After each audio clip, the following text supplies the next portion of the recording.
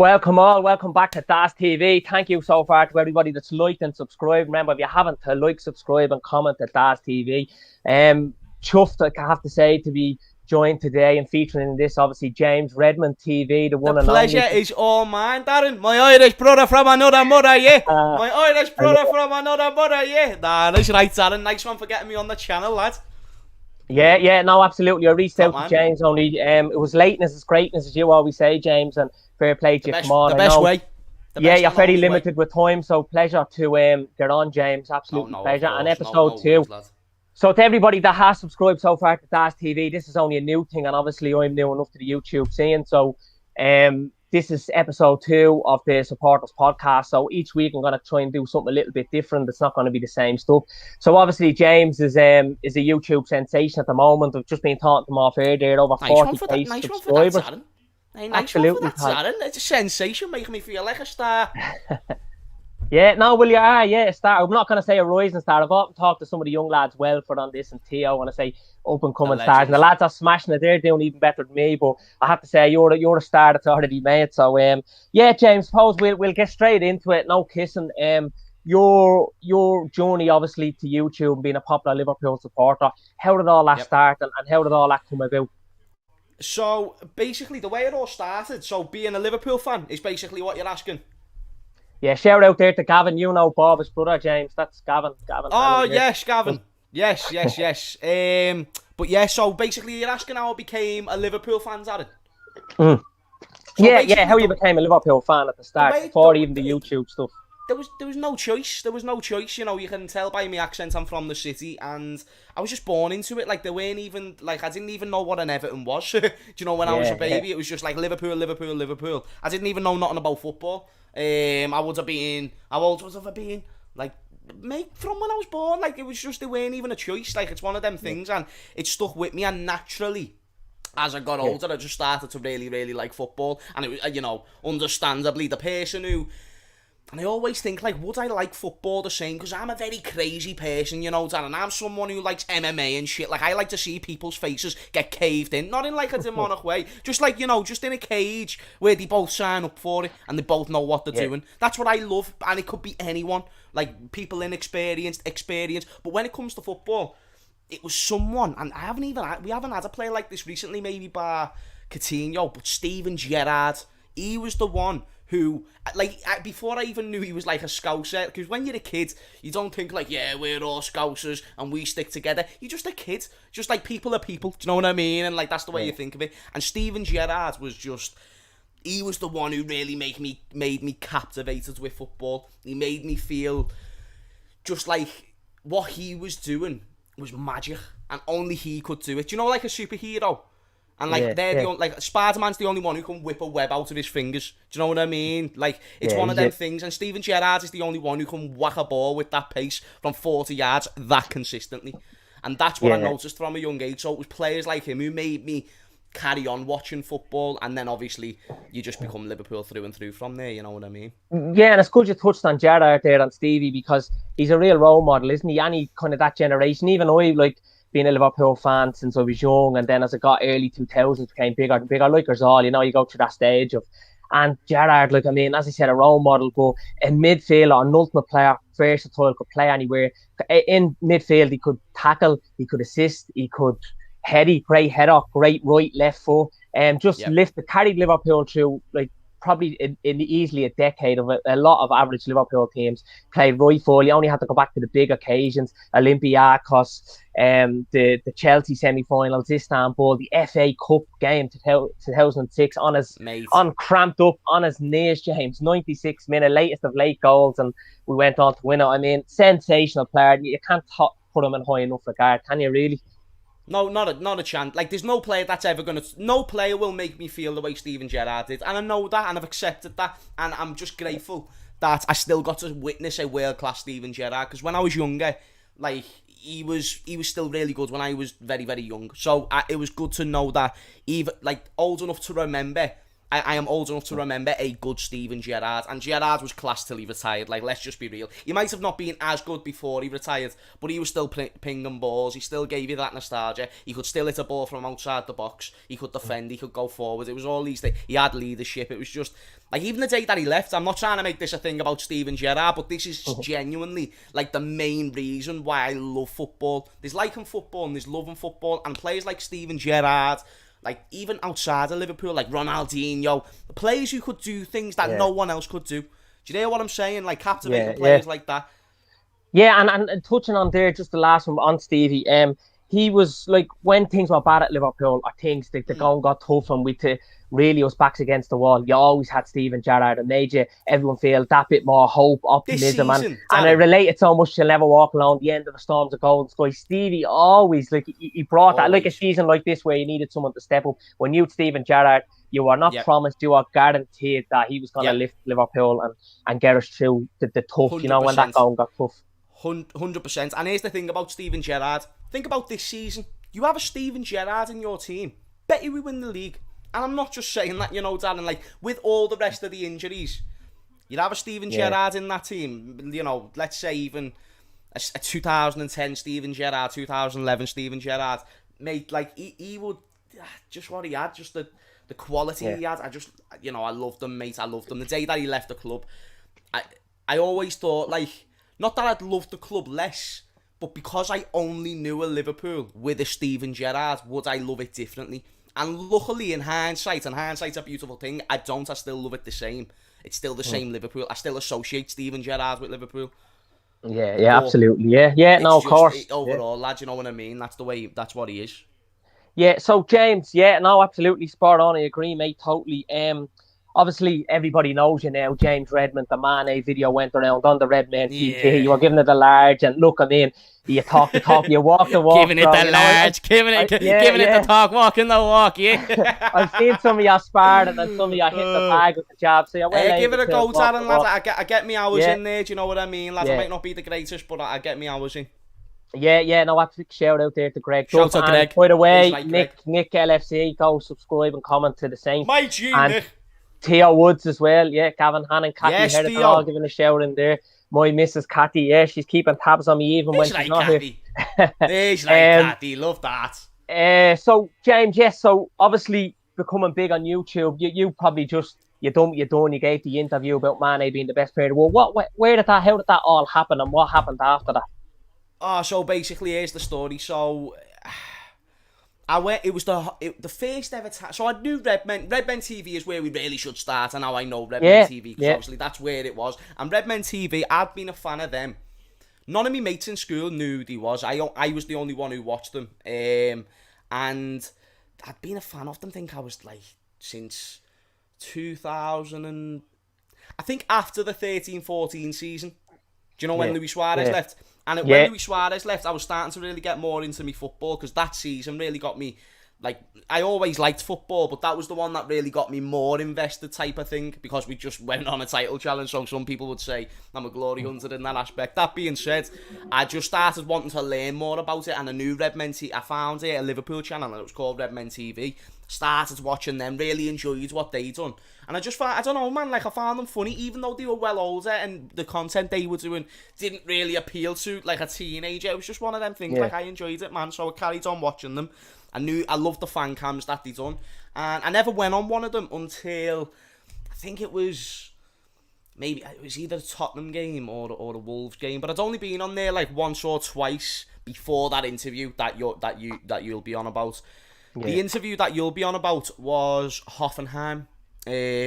Champions League qualification, the home leg, and that game in itself, 4-2, amazing day, back into the Champions League. And let me just remind you as well, the last time we had been in the Champions League was 14-15, but that weren't even a proper Champions League run. We got knocked out of Basel, so the last proper Champions League run we had would have been 2010.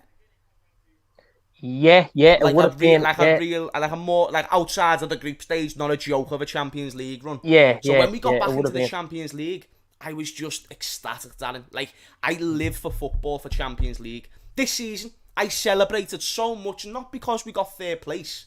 I don't care about that. It's the fact, a week before the end of the season, I didn't think we were going to be playing Champions League next year. Now I know we are. That's why I was excited, because Champions League football is the thing that gives me energy. It gives you the golden ticket to play the best of the best teams. So when I was able to, when I found out that was happening, in this case the Hoffenheim game, when we were guaranteed to go into the group stage, I was just like, come on, going into the Champions League, this time with Jurgen Klopp, not with some manager who we don't know if he can do well in Europe.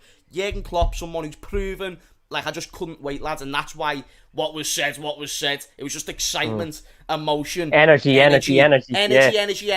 It was Hit like, even said you, that at the same time. Mate, yeah. like, even thinking about it, it's like the emotion that I felt, and also because you're on camera and there's a big bright light, so it's like you're not thinking properly, but you're just flowing. Do you know what I mean? Like, people that have asked me, like, was it planned? People who know me will know it weren't planned. I chat like this all the time, but like, genuinely, I couldn't even remember what I said till I watched it back, and I've only watched it back fully. Well, this is a lie. I watched it back once until it started going everywhere. That's when I saw it more. But before that, I only watched it back once, and it was only just for something to do and to show me mates in school the next day or something like that in sixth form, because that was in 2017, so a while ago as well, Darren. I'm not a, you know, I might be young, but I'm not a spring chicken in this game. Back then you were.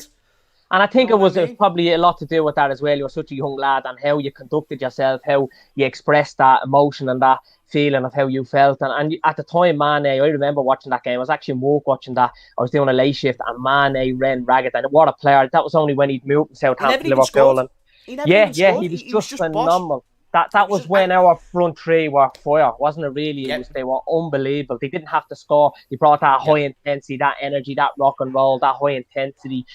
It was the season Coutinho left. Yeah, where we were. We probably were all very emotional when he left. That 6 months was a beautiful 6 months of football. Him, Mane, Salah and Firmino, insane. Yeah. It was unbelievable. And when you look at, like, that Coutinho, selling him on, what we went on to get Alisson, Van Dijk, started to spine the team. And like, it's all well and good having a great 100%. Creative player, a goal scorer, but you need to spine the team. And we've shown, a team that wins the Champions League and wins the Premier League 2 seasons running, gets to a final, comes back, wins it, loses the Premier League in the last day of the season, comes back the season after and wins it. That takes unbelievable mental. It's the mentality. And I wrote us off this season about mentality, and I thought, I fell into probably that whole negativity because the emotions, we just weren't doing it. I didn't think we'd any intensity. We hadn't got the attitude. And then you just, when you write Liverpool off, they come back. And again, that epitomised Jurgen Klopp. Never give up, keep fighting, never give in. And that's what he's done this season. As you said, I'm not celebrating because we finished third this season, but the finish third was a momentous achievement when you weigh in all the factors and everything that went against us. And it goes back again to something that someone had said on one of the previews or one of the podcasts I listened to. We could have fell into a barrel full of tits this season, would have come out sucking our own tongue. Nothing went for us. So to get third, it was an unbelievable season. You know, it was, and it was like actually winning silverware. Oh no, 100%. It was. It was the feeling of just getting. It was unexpected, wasn't it? When you win a Champions League, it's unexpected. When you win a league, it's unexpected. Getting top 4 was unexpected. Unexpected makes you excited. That, you know, what's the saying? It's like, expect the unexpected type of thing, but you can't. You simply can't ever do it. Especially with Liverpool Football Club.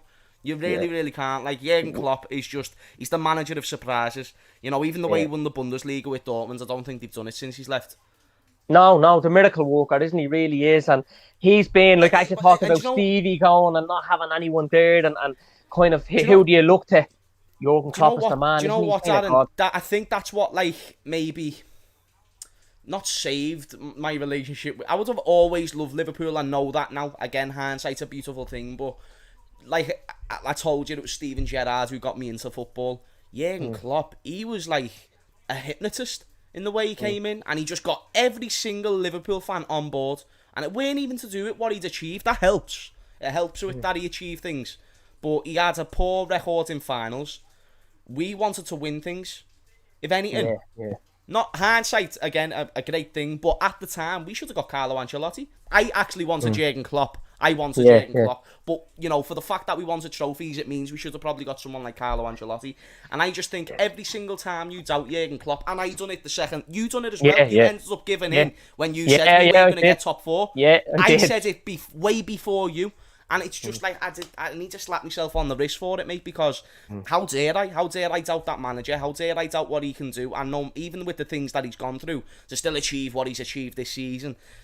It's why I call him the best I think I'll have to give manager myself more than a slap on the wrist. I'll have to be your punching bag, James, and you can have a few shots. I think that's what should happen. I deserve a few shots there as well, mate. Don't worry. Stephen Somerville, Irish Rugby. James, here's a question. Is Sadio Mane still the best player in the world? LOL. I think I know the answer to that. Yes. He's not giving up on Mane. He's had a poor season, but he'll be back, won't he?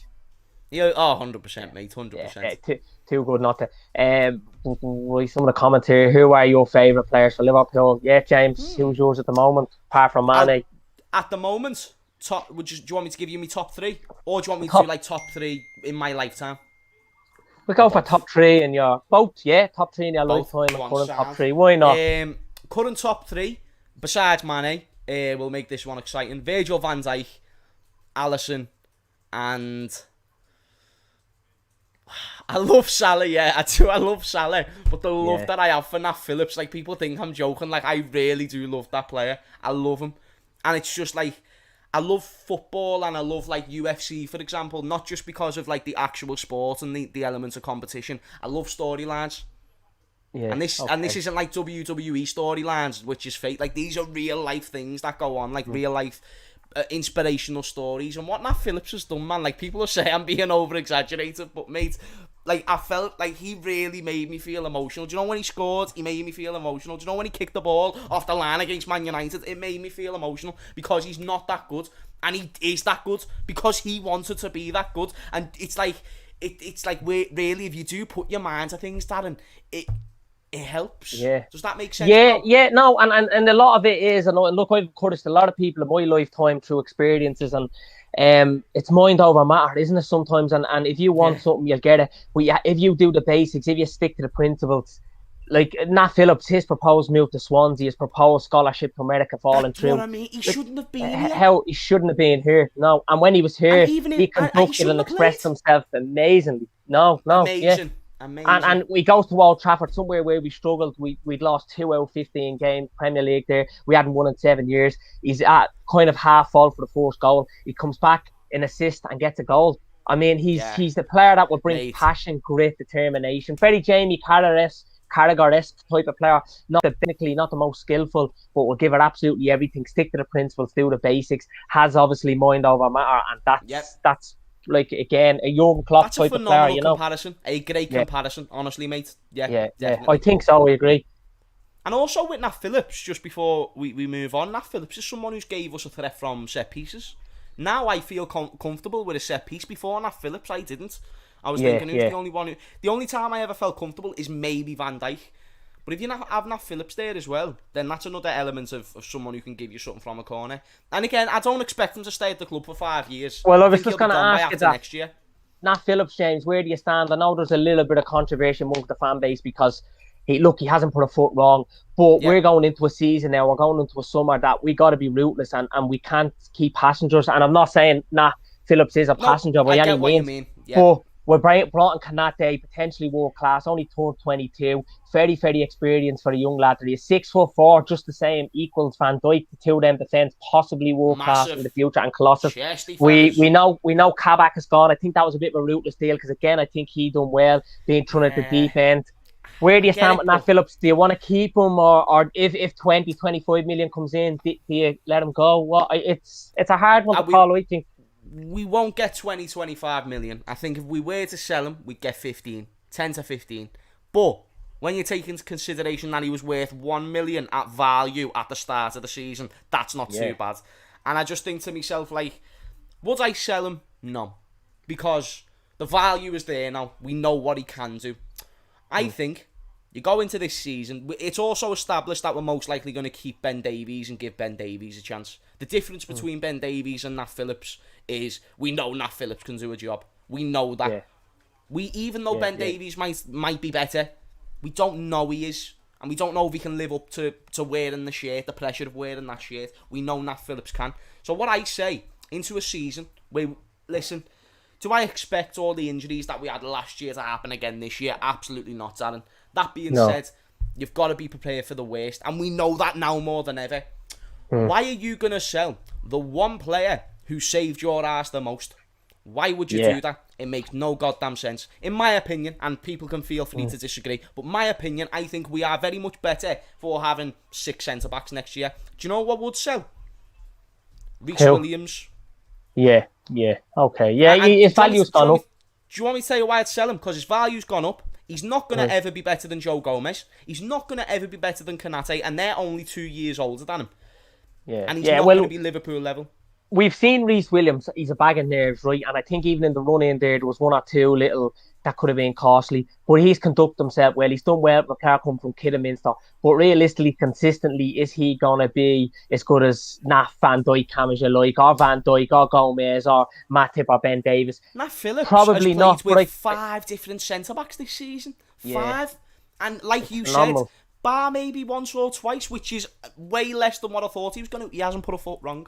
Has not put a foot wrong. No, he's been exceptional. And if people approach life 9 times out of 10 the way Nat Phillips did, and even about his career, I think most people 9 out of 10 would succeed. It's been phenomenal. He's just got on with it. He's kept himself quiet.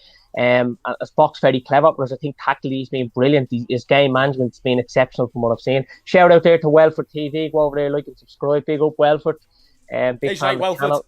Right, James, going to go into this next question. Liverpool's player of the season from just obviously gone. There's probably a few candidates, particularly towards the end. Them 5 consecutive wins out of 5 at the end. Obviously, they were huge for us and got us into the, not just the top 4, but got us 3rd, 5 behind our old rivals and friends United, which turned out to be great, didn't it? And then obviously they lost to Villarreal. I've seen a bit of your Instagram stuff. You got a good one last week. You know, you had you had a few sly digs against you this year. Listen, you come back for a knockout, didn't you?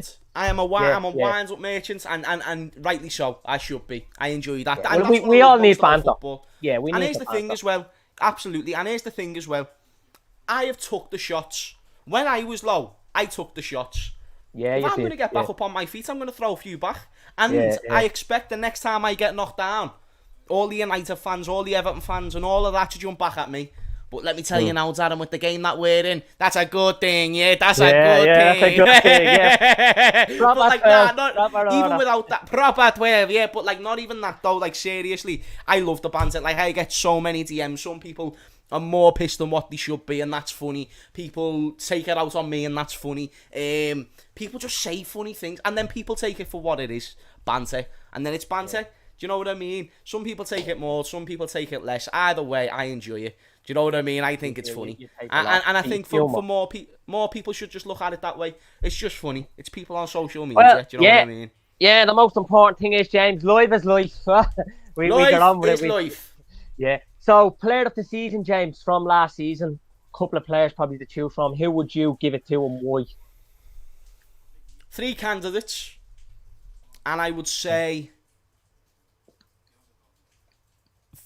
Fabinho, Salah and Nat Phillips. The player who edges it for me is Salah, because without his goals we'd be 11th. But without Fabinho covering at centre-back, God knows where we'd be. And without Nat Phillips covering at centre-back, really God knows where we'd be. And I just think, like, Salah doesn't get given enough respect either. Even though he does, he doesn't. He should get more. He's that good. He's a world-class winger, and people really don't put the respect on his name, calling him a goal merchant or selfish or anything like that. Like, even the way he celebrated with Alisson, that is not a selfish player. That is not a selfish player. That is a player who wants to win. And if he feels like even if he looks selfish, how don't you know? He just felt like he was in the best position to score a goal. And also, absolutely. I love Mane, and I don't think Mane is selfish. But I see many times, where Mane will shoot when he should have passed, but it doesn't get called out. Yeah. But Salah, anytime he does it, or if he dives, which every footballer does, every footballer goes down. Literally everyone nowadays. That's literally what you're brought up to do in academies. But Salah's the one who gets called out for it. Yeah, and look, I always say momentous, majestic, marvellous, magic Mo, of that little rhyme from, because he is, like, a Salah, 125 goals and 200, something, almost nearly 50 assists, phenomenal. It doesn't get He's talked about insane. enough. But he's the type of player, James, that will miss the easiest chances, but he'll capitalise on the ones where it's just a rocket out of nowhere, it's a world-class goal. And what I love about Mo is sometimes, like, we get drilled into football as it's a matter of life and death. And I know that came to Shankly. We all know that's not true. But obviously Shankly had his views on it. But he goes around with a smile on his face, whether we win, lose, draw, whatever. Mo loves it. He's that passionate. He's that Egyptian scouser, isn't he? He's a phenomenal player. And again, a player that's so underrated that he got to 70 Premier League goals quicker than Suarez, Torres, Owen, Fowler, some exceptional players. And he is realistically a winger. He's not an out-and-out number 9. But sometimes he gets a half a chance. He's ruthless. He's cutthroat in front of goal. But you have to accept he's not a goal machine, even though the stats say it. That's not what he's brought in to do for us. But an absolute phenomenal, world-class, sensational player, and a man that is a role model. Even how he goes about his business off the pitch, social media, conducts himself to the media. An absolute gem of a player, and a player that I want to see staying for as long as possible. And I'd say you're in the same camp, James. No doubt. And even like the tweet that he put out a few months ago, and listen, I don't know if it was him or if it was PR, but either way, when he came out, when we were at our lowest, and he said, like, we're going to fight till the very end, and this is my promise to you all, that right there is what, like, a proper leader does. And people don't talk about how much of a leader Salah has become at his time at Liverpool.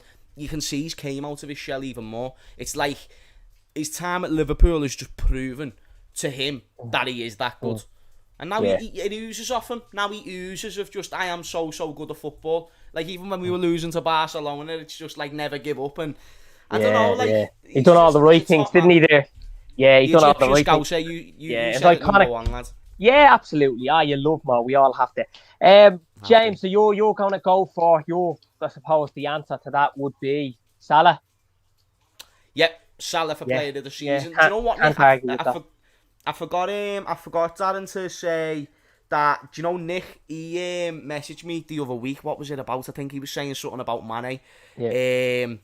And when he messaged me about Mane, he was just like, he wants him to go. I think it was a few months ago, actually, and he got me on his channel and stuff like that. Shout out to Nick if he's still here. Yeah, Nick. And I remember he said that. And everyone's value to their own opinion, do you know what I mean? But I just think to myself, do you know, with someone like Salah, what if he has one bad season? Will people just then jump on him if his goals go away and then say he needs to leave?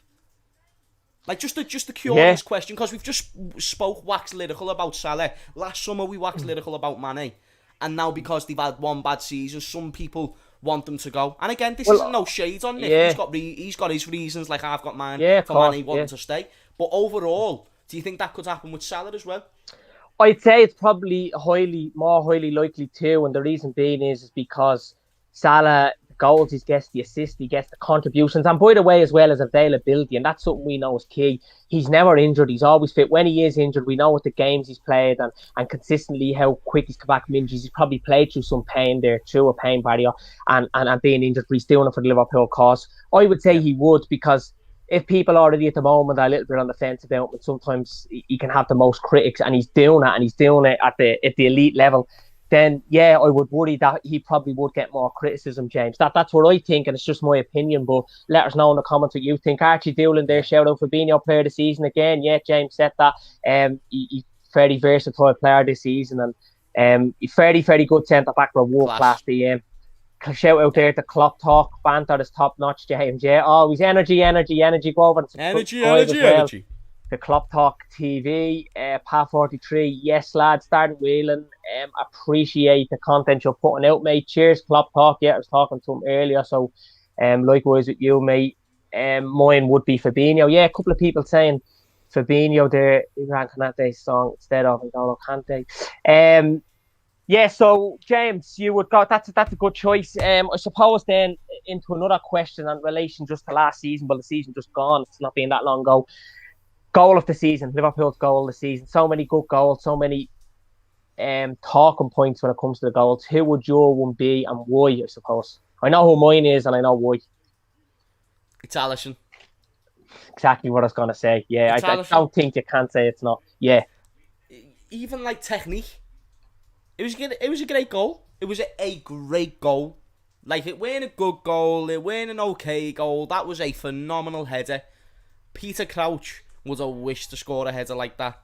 It was unreal. The pace, power, the athlete that Alisson really is for a goalkeeper is fantastic. And it shows. He's got springs in his legs because he sprung and hit that ball. And it shows when he's in between the sticks. Alisson right there. You know, I mentioned before about storylines. That was a storyline. Just the second he put his hands up like that to his dad, that was me gone. Yeah, it was very emotional. I shed a tear myself. Do you know, if I was by myself, I would have cried. I would have. I cried a little bit on stream, but that was only water in the eyes. It weren't like full on tears. I would have cried if I was by myself. I genuinely would have let myself cry because I'm one of them. Like, if I'm watching a sad film, I'll cry. Like, if it's Dr. Oz, I'm finished, Nick. I'm finished, Darren. I don't know why I said Nick, because I was talking about Nick before. Nah, Darren, I'm finished. Honestly, mate, like, no doubt about it, because it's just one of them things, like, when I'm emotional and shit like that, like, it will get to me, and Alisson, that moment there, it was just, from when he ran up to the goal, from the connection with the header, all these different things. Like, last touch of the game, not even last kick, because obviously it was the last header. That last touch of the game, James, away at West Brom, Big Sam had a card marked for a while, and he came to Anfield, got a draw in December, and that was the start of their decline. Then after that was Newcastle, lost away at Southampton, and the 95th minute, he's coming up, the swagger of him just comes up, hands down by the side, bullet header, not just power in it, but placement. Unbelievable. And that day they very frustrated us. For him to do it in that manner, that gave us those jubilant scenes, that gave us that lift, you know what I mean, where you it was almost like you were a gunner, and you'd come out of your bed and you're, I'm alive, everybody, what's happening, you know? And you just, defo. 2 games after that then, and you just knew, I knew going into Burnley away, Palace at home, that was the gods just saying yes, or his father in heaven, whoever, because him and Klopp this year, off the pitch, we talk about players that they're not machines, they're not robots. And I had Johnny on Saturday, and he made a good point about it. These go home to family, to wives and children, and we forget because they're superstars on big money and they're in the spotlight. What they are at the end of the day. And for him to have obviously lost his dad, tragic circumstances, come out a few days later playing goal for us, and same with Klopp, it only got revealed 3-4 weeks later. That's hard. That's very hard. When it's back against the wall, it wasn't as like we were a winning machine and we were in our worst period as a club, losing 6 games. Premier League games at home in a row, didn't score, broke our own record, first time in the almost 130 years existence in the club that's happened. Phenomenal. Relegation form, really. So for Alisson to come out and do what he's done, unbelievable, and scenes were jubilant, as I said, and that saved their season. The man that saved us so many times as a shot stopper, you know, saved that season with a goal, and it was very, very emotional and unbelievable. So proud. Definitely. No, 100% agree there, man. 100%. I mean, another shout, because I think everyone will say Alisson, but another shout would be, for me, Salah versus Crystal Palace when we beat them 7-0. That was a great goal when he came on, and I think it was on the edge of the box. Or I might be thinking of it wrong, but either way, I remember watching it and I was just like, oh, that was a lovely goal. Do you remember when he came on against Crystal Palace? Away, yeah. Away. 7-0. We beat them 7-0. It was you 7 up. Yeah, we were top of the league, top of the tree for Christmas. Yeah, I remember that. Yeah, unbelievable. Par 43 makes a good point there. Salah at West Ham. That was unbelievable football. Counter-attacking at its finest. I think it was Shaqiri might have whipped it over to our Robertson. That was a great goal. Trent, unbelievable. Trent. Didn't he send it over to Shaqiri? Shaqiri then sent it over to Salah. 3-3, yeah, unbelievable. And West Ham team goal, that's the best. I'd say team goal, that one was the best. Technique, Salah versus Crystal Palace. But then emotion and everything to go with it, Alisson. Yeah, absolutely. And saved that season, how late it was, self-made by hand. Yeah, we're going to touch on to who James wants to sign this summer as well. That's going to be the next one. He must have been an absolute shock that no one picked him in the box. Best goal of the season. Yeah, Alisson, he was. I think we were all felt the emotions that day. So James, right, we could go on all, I suppose, night on this stream about who the best goal is. So many good ones, team goals, selfish goals, and most emotional goals, and goals obviously saved that season. Alisson, what is the one player? This, by the way, is going to be a huge transfer market for Liverpool, regardless of whether we got Champions League, Europa League, or whatever. Last summer we did spend a bit of cash, but we probably didn't bring in as many bodies as we need. But none of us would have foreseen the injuries to our 3 main centre backs and losing Henderson, COVID, everything else. Alisson, a lot of bereavement as well within the club. Obviously, Alisson and Klopp as well. So it was just a shocking roller coaster of a season, but thankfully we ended it as well as we could. What is the one player you want to bring into Liverpool, whether it's realistic or not that we signed this summer? Who's the one player that you would love Jurgen Klopp to go out deal on the table. There you are. Who would that player be, and why? I suppose is the. That's a great question. Like the one player who I think we need the most, and that would make the biggest difference. Yeah. Even that, and whether that's someone we're linked with or not, it doesn't mean we are going to sign them or we're linked with them. Who you would want to buy? Who do you think would be? If anyone more than like anything, it would be Haaland. Like honestly, mate, I just think we need a goal scorer. Liverpool have always been accustomed. We've got Salah, but I mean a number 9 goal scorer, someone who from the middle of the pitch will go ahead and get you goals when he gets the chances that Firmino gets. And let's give credit to Firmino because he still gets the chances. He just doesn't put them away. So get a striker who's used to being in them positions, used to going in between the defenders. He's got pace, Haaland, for days, so people can't just think he's some cross merchant because he's not. But if you want to cross a ball, we've got Trent and Robbo for that. You know what I mean? Like get someone like a dream signing Haaland. He can run in behind. He can get on the end of a header. He scores goals in big games. He scores goals in small games. He scores goals all damn season. And again, I just want to ask you the question: if you look at his conversion rate, do you think he's going to miss half the chances you see Mane missing, Firmino missing, and even Salah? I don't think he will. No, we I talk think about he's Salah getting all these goals. I think we talk about Salah getting all these goals. I think Haaland would get more. He's ruthless. No disrespect. 20 years of age, he's had more goals than appearances. That sums it up. And he could have 12, 13 years at the very highest level. He looked after himself. Coming to Liverpool, Jurgen Klopp, the role model, father type figure, hands on the players. He would just thrive on them, wouldn't he? What a player. I know there hasn't been much talk for signing him, but that would be one player that like I would the only love thing to that I'd go against is like his agent. His agent is a knobhead, but the player, you ask me what player and dream signing and stuff, that would be the one.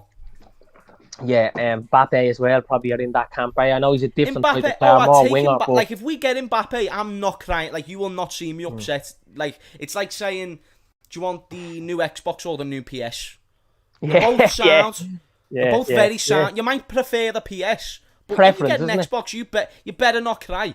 Because there's loads of kids out there who don't have a damn Xbox. There's loads of people out there who won't have an Mbappe or Haaland. And if I can have any one of them, I'm fine with that. But if I just had a preference, like what you said, to our system, I think Haaland would be better. Yeah, absolutely. Yeah, no, I agree. And that'd be the one real player that you'd want, would it, in this market? That's the one you're splashing all the cash for. Like even longevity, like people bring up Mbappe and his versatility, but Haaland would be getting Trent service for the next 5 years. So exactly. And they're both young. They're both very young. So imagine that. That's what I like to ask the audience. Who would? Yeah, well, let us know in the comments, all you, what you think. And James, right? I'm not going to keep you too long. I know James is always scheduled, but I know you'll give me the time. What cool brothers like that. Of course, man. What positions do we need strengthening in this summer? Like from the back, do we need a second keeper? Right, so you want me to go in depth? Because I haven't done this anywhere and I'd love to do it right now. So this is what I think in depth of what we absolutely need. We need a backup goalkeeper. And I know we've got Kelleher, but we can't just trust him to be, fellow Irishman, but we can't just trust him to be number 2 straight away. I feel like that's unfair. I feel like he needs to just prove it that little bit more. Bring in a backup goalkeeper, not a Karius. Don't just bring him back from loan. Or Adrian. No, Adrian needs to go. Yeah, absolutely. Get a solid backup goalkeeper, even if it's just someone relatively proven, like the way, not right now because he's a bit older, but the way Man United have had a Romero on their bench for a couple of years, even now they've got a Dean Henderson who, yes, he isn't great, but he isn't bad, I'd say Dean Henderson is better than a Mignolet, you know what I mean? And like Mignolet was our first choice goalkeeper. Do you hear what I'm saying? So backup goalkeeper, absolutely. We covered the first choice goalkeeper, sort that backup goalkeeper, and we can't just go with Kelleher because that's a real FSG thing to do. A few good games and we'll just go ahead and give you a new contract. Like, no, mate, don't want that. And I hope Jurgen Klopp won't be doing that either. So even if he comes with the fighting Irish spirit. Listen, and I think we were all on a stream before. Remember, he kept a clean sheet against Ajax, and we were all saying after it that I'd be swimming in and out when he comes to Dublin. He'd be the charismatic, type. You get his pick of any woman he wants. He's positive. And it stands. He's still a good. He looks like a quality goalkeeper, someone who has a lot of potential. But I just think it's too soon. And plus, let me remind you, Alisson is an injury-prone goalkeeper. He's a very good goalkeeper. You need someone. You can't be relying on Adrian again. Someone who's not going to cost you points. Do you hear what I'm saying? And again, I don't want that pressure to fall to Kelly. So also I'd want a backup right back. But now, I'm kind of in two minds about the backup right back, and let me tell you why. With Konate coming in, he's most likely going to come in to play the first team, him or Gomez. But say if it is Konate, and say if we keep Matip, say you got Konate and Matip for them centre-back options, that is not bad options. Then, if Trent ever gets injured, you can use Gomez at right back, or if you're going up against a team with a very good winger, you can rotate them. So Gomez and Trent can be our right backs. Now, I don't know what you think about that, Darren, Gomez that's just an idea. I remember the game a couple of seasons ago, we played City at Anfield. It was 0-0, Mahrez missed the penalty. Trent didn't start that game. It was Gomez, I think Matip and Van Dijk. Because so Gomez started at right full. Yeah, but we haven't seen a lot of them at full back. And here's what Nico Williams is not ready. No. Loan him out. Loan Nico. No. This is what I do. I do this. We want to be competing. I'm sure you're the same as me. Champions Leagues, absolutely. Premier Leagues, but also FA Cups and League Cups. So, what do you need to compete for FA Cups and League Cups? You need a good squad. Why have Man City won the Carabao Cup 4 years on the run? They've got a good squad. And I'll tell you what wins your games more often than not, a good fucking defence, because it usually means you only have to score one goal. If you've got Joe Gomez and Trent as your two right backs, you've then got Matip and Konate as your options as centre-back. Then you've got Van Dijk, Nat Phillips, Ben Davies as your other ones. Again, not perfect, but they're really not bad. Not bad. Yeah. And then left back, you've got Shimikas and Robbo. That is not bad when you have to rotate at all. Well, that's what we need. We need strength and depth. We need more like-for-like players. People think that, if Nico goes, then we need to buy him one right back, and then that's it. No, like, you can use these players beyond of what they're actually... Like, Trent doesn't have to start every game. Robbo does not have to play every game. You can get two top players for every and a good position. example is, James, and I only brought up on it in a recent stream, when we paid big money at the summer of 2017, I think it was, for Naby Keita and Oxlade-Chamberlain, who evolved. They didn't come in and play first team football. They were very slow starters, got very injury prone. Jordan Henderson and Gini Wijnaldum, they evolved. That's where the start of them becoming world-class players happened, because with competition brought in, they were kept on their toes. And instead of them shying away and letting the lads come in and get first-team football, they evolved and they come on levels. And now look at how good they are, how consistent, and the honours they won. It happened with Fabinho, it happened with Robertson, it happened with all these players that we love. We say Fabinho's the best defensive midfielder in the world. We say Robbo is the best left-back in the world. But get on this, friggin'... Who was starting over Fabinho? Like, was it Naby? I can't even remember who was starting, but someone was starting over Fabinho, and we had Moreno starting above Robertson. Alberto Moreno.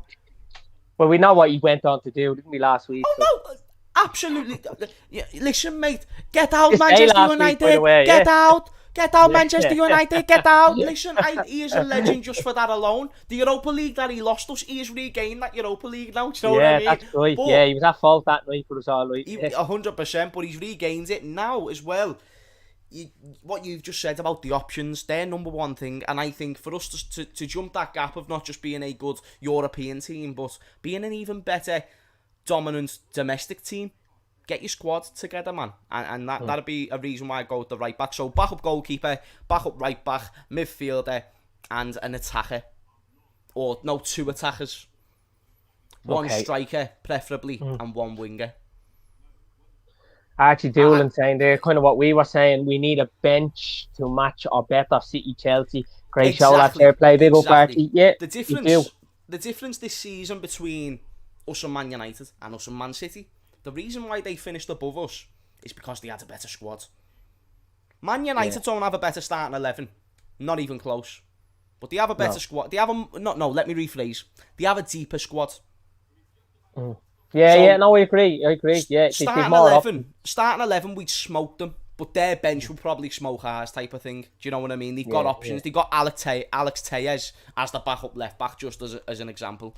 So they've got Van der Beek on the bench, which even though he should be starting, still, do you know what I mean? Fred, who's 50 million, he's not always playing. These type of players, they've got options. We don't have young Greenwood as well, who's exceptional, don't he? Greenwood, Good, great player to bring on, and obviously has contributed to them massively. So anyone in particular in midfield, James, you'd want to see in this transfer market? What linked with the guy off Leon, is it Aurora? I think that's how I spell his name. Sancho. There's been a couple of lads, the Portuguese lad as well, Lisbon, young midfielder. He was at Wolves, I think, 2 seasons ago. Didn't play much, but has evolved again. He's looking really good. There's a couple of different options, but is there anyone in particular you want, or is it just one of these? Let's trust in the process. Nah, 2 names. Rodrigo de Paul from Udinese. He's created the most chances out of any midfielder in Europe, I believe. And Ruben Neves from Wolves. Let me tell you why about Ruben Neves. He can score a long-range goal, so when the game isn't going nowhere, he's someone who can at least keep the... You can have a hope on him hitting a long-ranger. And what did we lose in Gini? His reliability. That's what we're losing more than anything. Ruben Neves has missed 1 game through injury since joining Wolves from Porto. And bearing in mind he played in the Championship, hence why I'd go with Ruben Neves, because I think reliability, you're going to get a lot out of him. He also has valuable Premier League experience, doesn't he? Valuable Premier League experience. And that's something that you can do it at this level.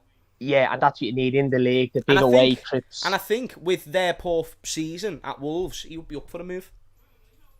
Yeah. I know there was talking Neto and all that. I know Callum Coppish is a big Neto fan and would love to see him in, but it's going to be a hard one as well to bring in. But look, it's going to be silly season. We're going to be rumoured with players from A to Z and all sorts. We always are, but the reality is I'm sure we'll do shrewd, smart business. Kanate looks really good so far. Very composed, very compact player. Obviously, potential for world class. I said just turned 22. So if that's something that we're going to expect in this transfer market, then we're off to a really good start. I think JFFC there, big up Daz and James. And look, well done, everybody. Shout out to everybody in the comments. Thanks, just kept this kind of alive. Couple of good questions coming in. As always. Live XX there, big up Daz and James. Thank you too. Remember, everybody everybody that's in the comments, if they've any YouTubes as well, to like and subscribe. And obviously like and subscribe to James Redmond TV. I'm sure they already have, James. Probably a couple of your followers on here as well tonight. But James, look, absolute pleasure. I want to say at the bottom of my heart, bro, great to get you on. I reached out to you, got on to me ASAP, and you gave the response what I'd always want. So I'm grateful for that, brother. And best of luck with you going forward in the journey. I believe now, as I saying to you off air, you're full time on YouTube. Probably, I don't know if everybody knows that, so spoiler alert. So that's great to see. I've always logging on to YouTube, different stuff you're on it. So, and I do remember you saying before you'd rather be on some of this than be on Sky or BT or any of that. You feel these are more community and expressing your feelings. So, yeah, that's brilliant. Great to hear. So everybody go over to James, like, subscribe to him, drop him in the comments. He's also on Instagram as well. He has endless amount of followers. James, thanks for tonight, brother. I really appreciate it, as I said, and we will catch up soon. And thank you to everybody as well tonight that's tuned in the comments. I'll be doing a video like this. This is just an episode 2. We're going to have episode 3. I'm going to keep going on, have different guests on. I'm going to even get people on different clubs with their opinion on their clubs, and obviously Liverpool topic related as well, because we're big Liverpool fans here that subscribe and like this channel. And it's a pleasure to have James on. So it's going to be something I'm going to do annually. I'll let you all know, update it on Instagram and on this when the next one's going to be. So peace out, all. Take care. Good evening. Thanks, James. Big up, brother. See you later, fella. Cheers.